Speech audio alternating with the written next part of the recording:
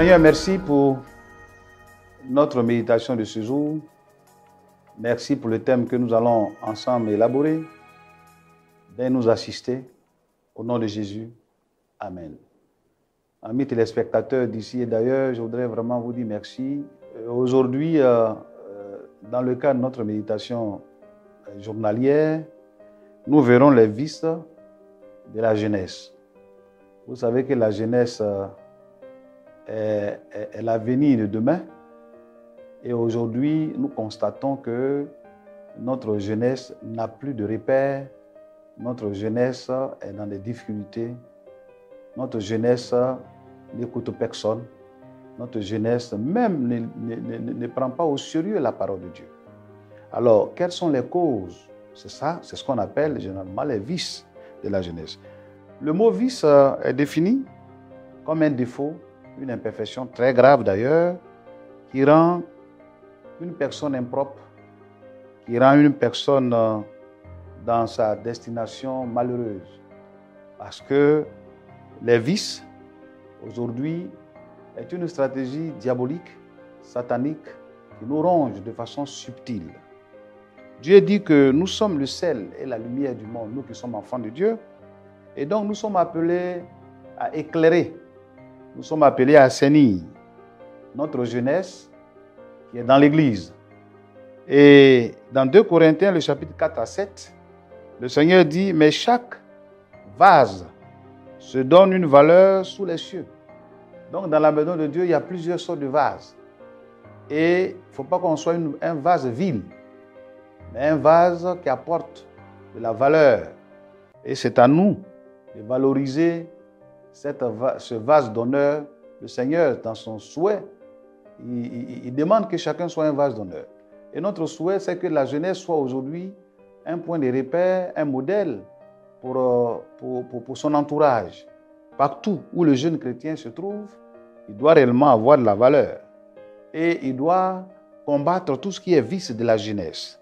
Aujourd'hui, ça dépend non seulement de la jeunesse elle-même, mais nous parents, nous pasteurs, nous devons aussi tout mettre en œuvre pour aider cette jeunesse-là à s'en défaire. En vérité, les vices de la jeunesse sont multiples. Elles sont multiples et malheureusement, il n'y a pas de solution académique, il n'y a pas de solution politique, il n'y a pas de solution, je dirais même, la société est malade parce qu'on voit que la jeunesse n'écoute même pas les vieillards.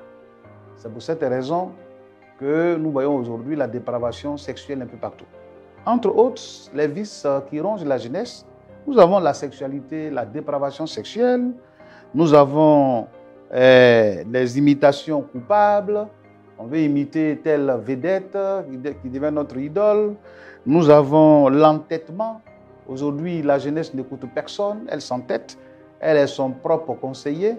Il y a le vol, la drogue, l'alcool, la cybercriminalité, il y a les jeux obstinés de gains faciles, les brouteurs, le maraboutage sont des gangrènes qui rongent aujourd'hui beaucoup de nos jeunes.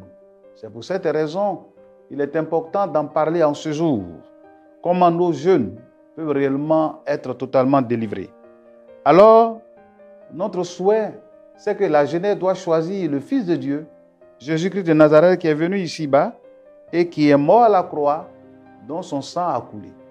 Alors, amis téléspectateurs, la solution des vices de la jeunesse que je viens de citer pêle-mêle a pour solution Jésus-Christ.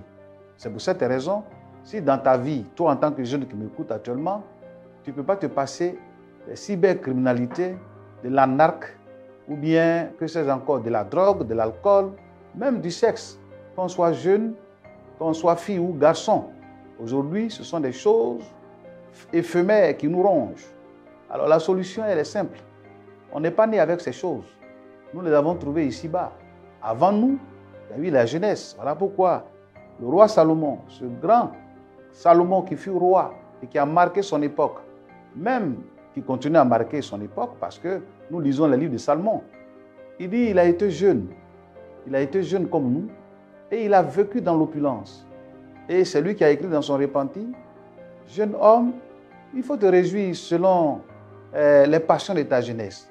Mais sache qu'un jour, Dieu t'appellera à ce grand jugement. » C'est pour cette raison, je voudrais vraiment interpeller les parents pour dire que Jésus, qui est le même hier, aujourd'hui, éternellement, il est celui qui peut apporter le bonheur à nos enfants. Jeûnons pour eux, prions pour eux, mettons tout en œuvre pour les inviter à des programmes d'évangélisation, à des programmes de délivrance, parce qu'on a vu des jeunes filles qui ont perdu leur virginité et aujourd'hui qui sont à leur 5e, 8e grossesse.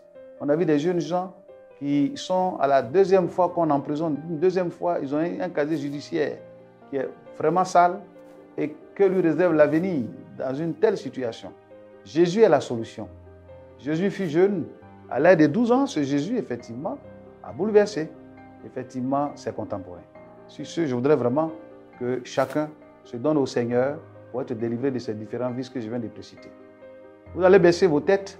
Si tu m'écoutes, toi jeune homme, toi jeune fille, et que tu vas être délivré de la cigarette, de la drogue, de tout ce que je viens de citer, baisse la tête, je vais prier pour toi. Seigneur notre Père, je voulais vraiment te recommander ta fille et ton fils qui est dans les tourments des vices de ce monde. Par le nom de Jésus, je proclame la victoire sur ces choses dans leur vie au nom de Jésus-Christ. Et je leur donne la paix du cœur. Et que les cauchemars, les impuretés, les voluptés, tout ce qui les emporte dans cette passion, dans cette mauvaise destination, soit réellement totalement délivré. Honneur et gloire te soient rendus parce que c'est fait au nom de Jésus. Amen.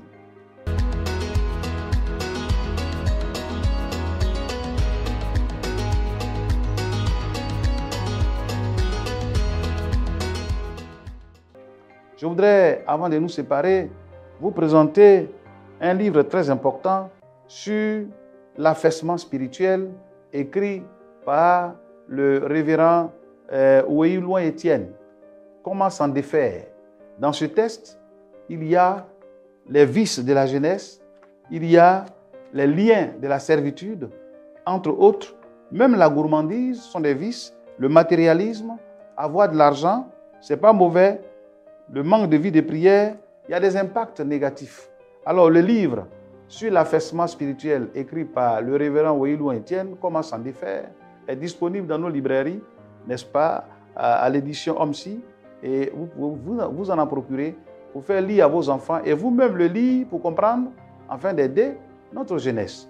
Que le Seigneur vous bénisse. Amen.